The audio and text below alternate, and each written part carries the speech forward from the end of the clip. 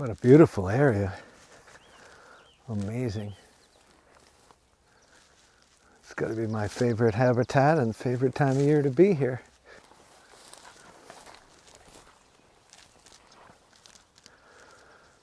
Just beautiful.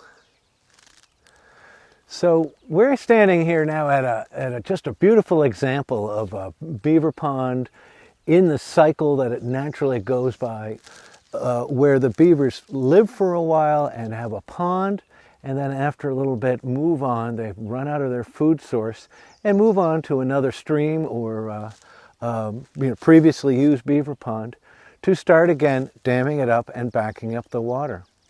So what we're seeing here is a beaver pond where the beavers lived for a number of years, chewed down many of the trees, ate what they could, and then left. When the dam breaks, the water, of course, passes, and we get the muds and all the soils on the bottom there exposed again, which are just rich with both seeds and opportunity for seeds from outside to come in and grow.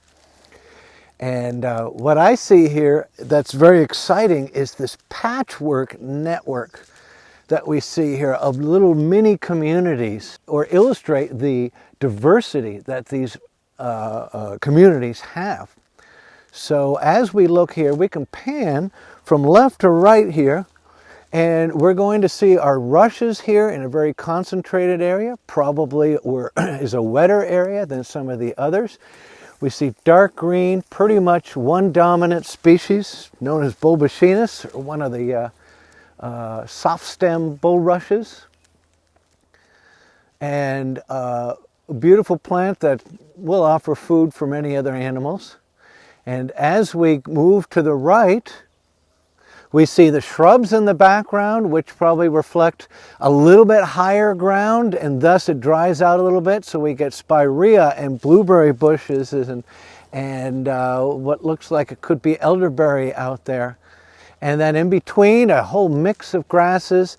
And then, of course, we see these beautiful swamp candles, the yellow flowers in this whole area, with some cattails out there poking through now and again. And so this patchwork kind of micro communities aspect here offer a diversity of habitats for many different animals. So what we'll see here is naturally many animals coming in and taking an advantage of whatever it is that they need for a habitat. Perhaps they live in this area with the loosestrife, and it's the seeds of those, or even the vegetation, that provide food for that species. And when we move to a different section, we might have some other kind of animal that comes in to take advantage of those food resources and raising their young with that. Of course, with many of the smaller mammals and even insects that come in to these communities at this time, we're also going to attract some of the predators. So foxes and raccoons, and to a certain extent otters and even weasels, birds of prey, are now also going to be drawn to these areas to hunt. One of the things that we see here is that Beaver Dam is damming up the water and thus slowing it down. Important role that they serve in doing this is that the sediments carried in the water now drop out to the pond floor, and thus we see the vegetation. But those are also nutrients on their way to the ocean, and it would be great to slow those down so that ponds further on down the watershed don't become too enriched with nutrients. Here the sediments have dropped out, nutrients have dropped out. We've talked about the animals coming in, including the predators. And of course, once it floods, or in other times in their lives, they are now returning to the forest and going elsewhere and defecating in the uplands outside of this system, and thus removing nutrients. And this keeps it higher in the watershed, because once these nutrients arrive in the ocean, they will sink to the bottom of the ocean and essentially are unavailable for life up in the land. And so we want to slow this process down here. Here we're seeing a large scat, and though I won't get into the details on it, it seems like a pretty wild place, probably a coyote scat, So that gives us evidence of what I've talked about, of the coyotes coming in during this time of year to take advantage of probably voles, long-tailed woodland jumping mice, and having numerous young, which of course would be the food for the coyotes. And while we're here, we also see another pattern, and we can see it a little bit more intensely here. In this vegetation, we see some standing water. As we go to the left, we no longer see standing water, and we can see that the ground is a little bit elevated. So one of the things that is creating this mosaic of small natural communities is the water level. So here we have a much deeper, you can see I can stand right in it, and I'm up to my ankles in freestanding water, and we mostly see this much thinner kinds of grassy species and three-way sedge and this kind of thing. When I go to the other side, I'm clearly in drier land. We get into our marsh fern, and we're going to start to get into larger sedges and grasses up here. And so it's this water and the flows of water. Low areas are going to create these channels and of deeper water, and we'll see that reflected in the vegetation. If we turn around and take a look back towards our bulrush area, here we see that green patch linking and connecting it, and you can assume that the deeper water is collecting out there. But on either side of it, we're seeing a different vegetation pattern, all driven by the water depth. So continuing along, I've come to an area that's a little bit higher, about 12 to 15 inches higher than our wet spot that we were in just a little bit ago. And we've talked about the plants growing. Notice these are much lower in back, and then we get into taller things. So this area here has probably been exposed a little longer. There have been more plants growing for a longer period of time, growing, dying, decomposing, growing, dying, decomposing, and eventually it builds up enough material underneath that it's now elevated and a bit out of the water. So we start getting woodier species like our spirea, or in this case it's steeplebush, and our willows. So our woody species start growing in. We still see remnants of our cattails next to us, reflecting our, should we say, the history of the beaver pond. And there it is. And slowly over time, as this willow continues to grow and the leaves fall and add more material, if we turn around and look upstream a little bit, we're going to see the advanced level of this, where our woody species have expanded and we're getting more diversity of shrubs and even a tree. I would bet it's a red maple, otherwise known as swamp maple, for a very good reason. The beavers will eventually move back in, and the stream will always be here. So this never really returns to the forest. What happens is we get enough smaller trees and shrubs that are good food for the beavers, such that the beavers move back in, fix the dam up, this floods again, and returns to being more of an open beaver pond, perhaps with the cattails remaining. One of the pioneering shrub species is spirea, and here we have two different species, and so we're looking at a great example now of one of those things here. This is steeplebush, Spirea tomentosa. It's tomentosa because it is tomentous. And when we look on the bottom side of the leaf here, very white coloring here, is a dense layer of hairs. And that's what it means to be tomentous. Tomentosa is known as steeplebush, and because of the spire that the flowers form, whereas our other species is going to have a much flatter and widely distributed flower cluster. Here we're seeing last year's fruiting structures are still on the plant, a very distinctive, I believe, six-parted fruit. And so even in the wintertime, this is a very easy species to identify. Well, sure enough, running water. We found the braid. Coming to the very center of the swamp, find the braid of water winding its way through this beaver pond. And so here it's a stream. And we see the most dense part of it out, and it stays open. So this is what our deer and our foxes and so many of our animals are coming to drink. Here we have the other species of spirea. Spirea alba, variety latifolia. This one's known as meadowsweet. Flowers are white but have a little bit of pink to them. But we're seeing a little different shape and structure. Here we see why we have it distributed on numerous heads, and they tend to be broader. Here we can see they're not really a narrow steeple kind of flower. The fruits will have still the 6 sections on them. As we see some of the, maybe we can see some of that in there, but the little remaining seed pods from, or fruits really, from last year, and makes it very distinctive. Beautiful. Come walking along, and here's this thing in full bloom. It is really loaded. This is, geez, I think the common name is gold drop, if I'm not mistaken. Used to be Potentilla fruticosa. I just like saying that name. Now it's Dassiflora floribunda. And it's really just great. It's in perfect bloom right now. Wow, look at this. Well, we've got some new action here. I see grasses and mud and cattails newly added to the dam here. And all signs that the beavers moved back in. Some freshly chewed sticks.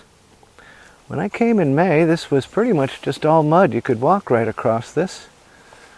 And look at it now. That water's probably close to 2 feet deep.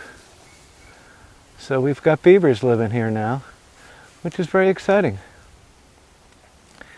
Be great to see what's going on and where they're living. So we'll look for a lodge here and see if we can find where they're eating.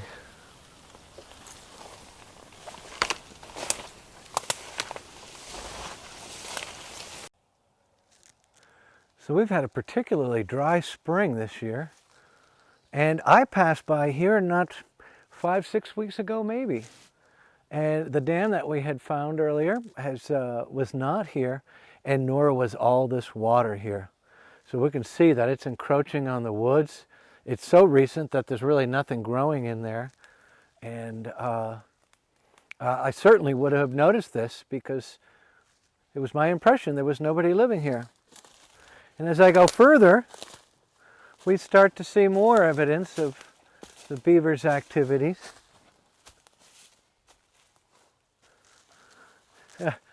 We find a little tree all chopped down, which it will eat. It must have been pretty recently because the bark hasn't been removed. And then we have this tree, which is not quite cut down all the way, which there really isn't a good reason to chew that one. That they would not like to eat hemlock very much. And then we see one in the process of being chewed.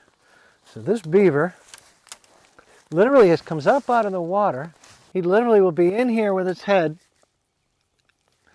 and gnawing and chewing this away. Now, this is a birch tree. It's a yellow birch. It's incredibly hard, being a hardwood and just a particularly hardwood. Look at the size of the pieces on this. Here's a really good evidence here.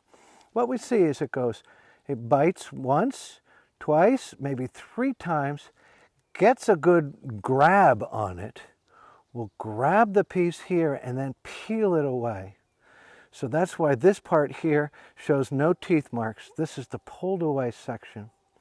And it's consistent. We can pick each piece up and we see this general kind of pattern of 1, 2, 3 and peel. So he's not really biting everything through, but we see some very large chunks that it's able to take out and a really nice pattern here. Now the Burnsie will certainly eat and will love the food that's in there. One of the things we can kind of see a little bit on this is the inner part here of the tree is dead and it's no longer conducting sap effectively. And that's the hardwood we make 2x4s out of and build our houses out of. The part that they're eating is the cambium layer, which is just inside the bark here. It's maybe 1/4 of an inch just inside the bark, and it has the living vessels that are bringing nutrients up in the springtime and also having nutrients bring down to the roots to store for the winter so it survives the winter. And it's this cambium layer that is full of the nutrition, and that's why the beavers really want to get access to the bark. They mostly want everything that's just underneath the bark, but they have to eat the bark as well. They have bacteria in their gut systems that will feed on the hardwood fibers and break those down into sugars and add to the nutrient availability to the beavers here. So they're not eating the wood, they're eating the cambium in between, and just have to eat the bark because of it. Now, a lot of people think, wow, we're losing a lot of trees to the beavers, and landowners will see the beavers come and chew down a bunch of trees. But these trees are prolific in the amount of fruit that they put out, and thus the seed each year that they're producing.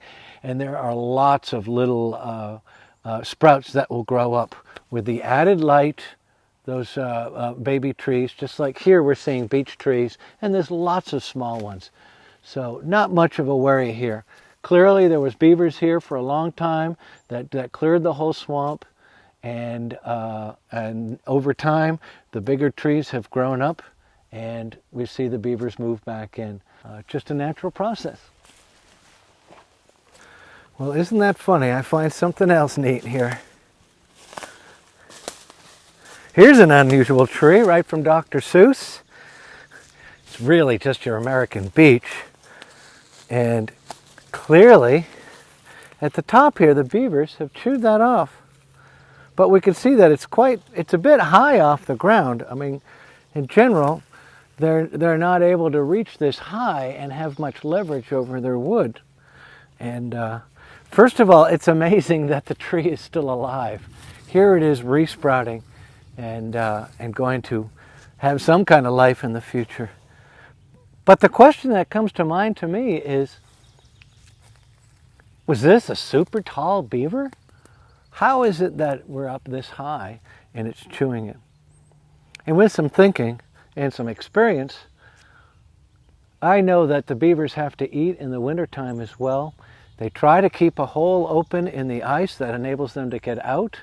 And what they'll do is they'll come out with snow. So this might have had 1 foot of snow, and then the beavers here and able to chew this tree down, and it appears much higher. At times I've seen them 3 and 4 feet tall, and clearly we don't have those kinds of big beavers there. While we're thinking of that, historically we did have Castor ohioensis, which was a very long 6 or 7 foot long beaver that lived here during the Pleistocene many, many years ago. This is Castor canadensis, much smaller. Interesting to note.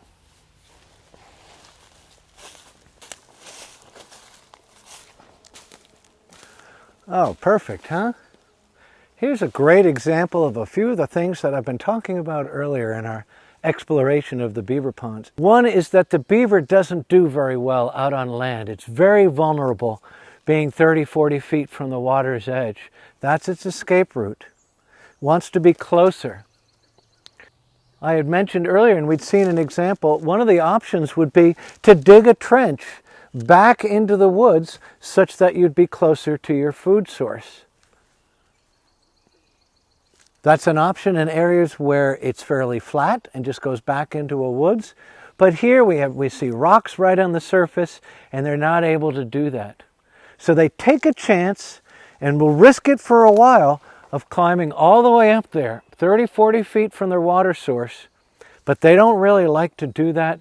So when we see the whole edge cut pretty much already, we have an idea that beavers will move out And in this case here, we see quite a bit of grow back, and we will probably see other parts in general seem to have quite a few trees around them.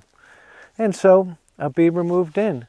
Now, this may not be the ideal situation for the beaver, but in looking around the area within, say, 5 miles of here, maybe there weren't other ponds and or streams that were available. And so this is the best that this couple of beavers can do as far as finding a place to live.